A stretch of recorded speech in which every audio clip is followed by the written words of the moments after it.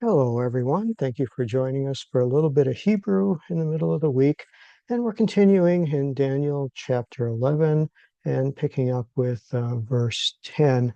And again, this is the angelic being that's interpreting the vision that Daniel has found himself in.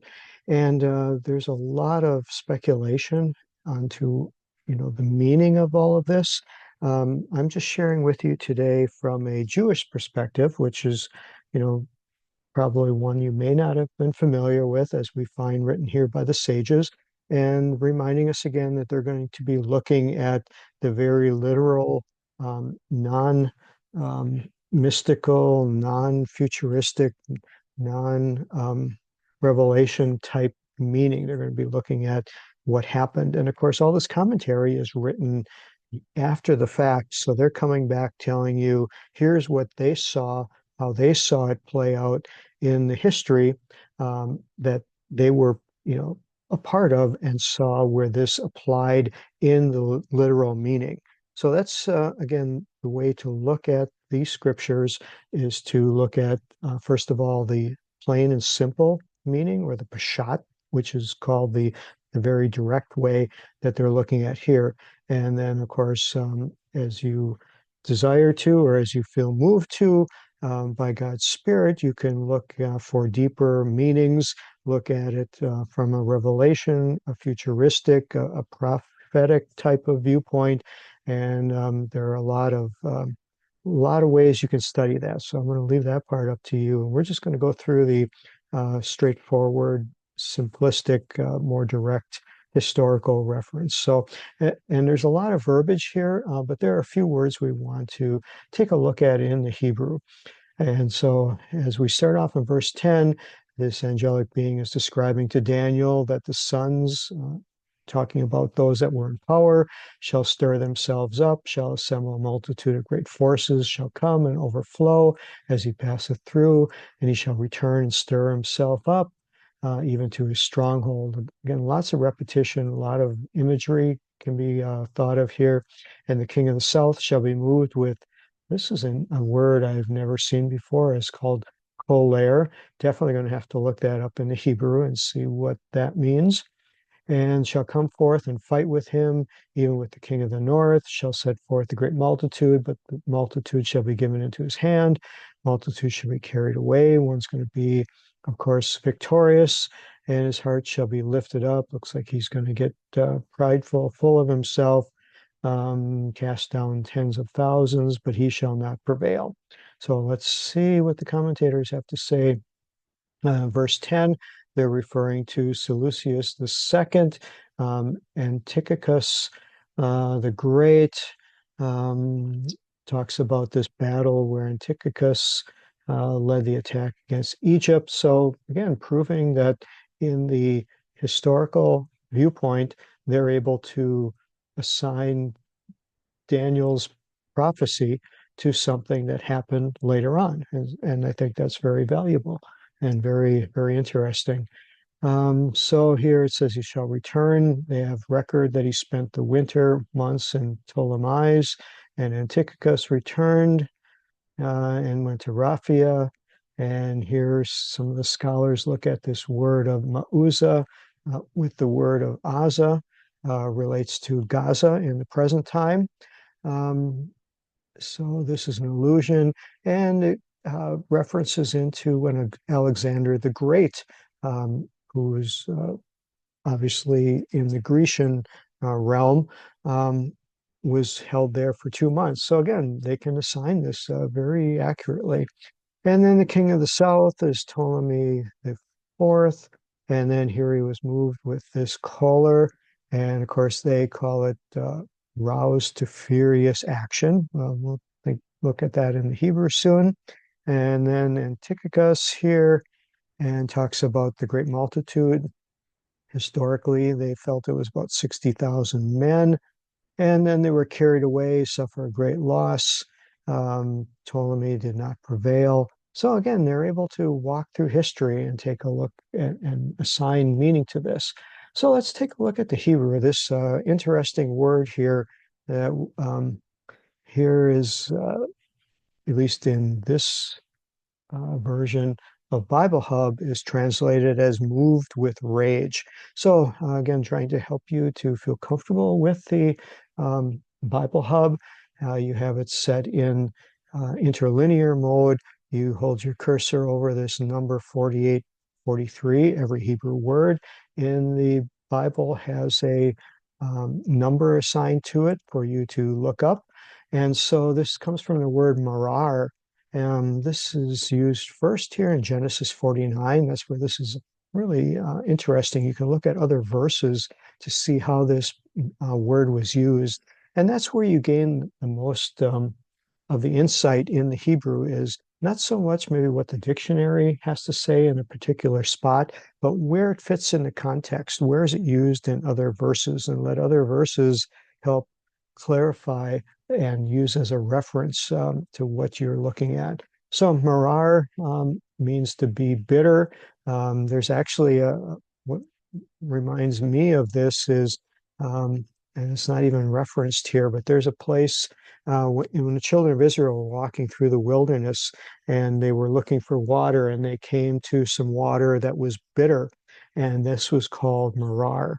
And so that's how I remember this word. So to see that word used here obviously is reference to being bitter, but how is that internally when you're feeling embittered or enraged? What is that feeling? You know, we see it written. I'm sure we've experienced something to say that we were embittered, but what level is that? You know, you can be bitter, but to what level? You know, to go from bitter to enraged to me is, at least in my mindset, quite a jump. Maybe that's the difference between a Middle Eastern mindset in this time frame, you know, 3,000 years ago, versus what we in our Midwestern 21st century mindset look at bitter. There's probably a big disconnect. And so that's why it's used with rage. Notice that in the Hebrew, the verbs have tenses to them, or stems as they're officially called. And this is called a hitpael. And hitpael is a reflexive verb, which means that you have a feeling that you're putting upon yourself. It's not someone that is doing something to you and you're necessarily responding. This, although of course, you know, the king probably is moved with rage because of something that happened, but the real motivator here for what's going on is telling us that he was being moved with rage, but the Hitpael tells us that it's something that he stirred up within himself, that he had this type of temperament and personality that would go off the handle at virtually no provocation. And that's the feeling I get from this word here of being used in Hitpael, that he's doing it upon himself, that this is reflexive. And so it shows what kind of personality he had, that it didn't take much to stir him up or to rile him up. So with that, let's continue going to the next verse 13. There's a multitude. They talk about, here's some interesting verbiage of the end of times and even of years. Of course, this makes our ears prick up because we're thinking of it in, you know, we're looking for prophecy, right? I mean, the reason we study Daniel today is we want to know all the good stuff. You know, we want to know what it says about the end times and try to sort this all out. And you may have done some of this on your own. You may have heard preachers, teachers who spend their whole life devoted to examining Daniel in the terms of times and years, all fit into this mystery of when is the end time coming and how does this play in. We find that the Jewish sages really do none of this. And so we'll finish this verse 14. Those times there shall be many stand up, and the children of the violent among thy people shall lift themselves up to establish the vision, but they shall stumble. So continuing with that understanding, talks about a ruler named person from Raphia, who was after the death of Ptolemy the Fourth. His son, who was 4 years old, succeeded him. Incredible, the history and where they how they put this together and how they have record of this. And succeeded him as Ptolemy V. Antiochus invaded Phoenicia, wanted to, and Syria. So it's just interesting. And here, the time of the years they equate to 12 years, which is an interesting observation. And then finally, in verse 14, it talks about the many attacks by Antiochus and his ally Philip of Macedon, and into Egypt. There was violence. Um, so yeah, again, it's very interesting. This is one that's very interesting too. Looking at the vision, of course, a vision is another word that pricks our interest because it ties in with prophecy and vision and what's going on with Daniel. And here the commentators make note that our total ignorance as to the internal history of the Jews at this period makes it impossible to say what event the author of Daniel had to say in the view. But it may be suggested, at the least, not improbable, that this was a time when the Ptolemaic dynasty was losing its hold upon Judea. And so they tried to assign, this time frame and give an indication. When you see that they're having trouble assigning it to a time frame, I think this is where the Bible prophecy teachers really get drawn into this and try to look at what this is making a reference to. And so, again, we don't have a lot of answers, but what we do know is that there's a prophecy here. There is a fulfillment of the prophecy in a natural way, in a historical way, but there may also be some spiritual indication that there is a prophetic, and the parallelism between the Messiah's first coming and the Messiah's second coming, and what things will be coming yet. Will there be a parallelism that as this occurred prior to Jesus's coming, the first coming, will some of this replay itself in preparation for his second coming? That may be very well so, and that may be something that leads the Jewish nation to then trust in this next coming that is talked about in the book of Revelation. So, all wonderful things for thought.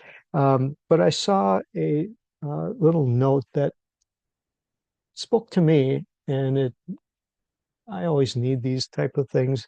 Why do I do what I do? Why do we study the way we study? What's the purpose, and what am I trying to get out of this? And this was something that comes from one of the Jewish sages, that as they looked upon history, as they looked upon mankind, they noticed something. They noticed that, and they came up with this phrase that the Grecian people, and of course this was from times past, the Grecian people study to comprehend. They're very scholarly minded, very scientific minded, and they study because they want to comprehend, they want to know, they want to learn.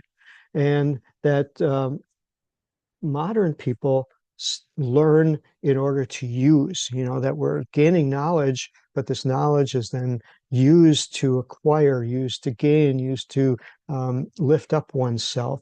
But the sages looked at themselves and said, the real reason and the purpose behind studying from a Hebrew mindset is to learn in order to revere, in order to be filled with awe, to be filled with inspiration, to be filled with admiration for the one who created all of this, who inspired the words in the first place.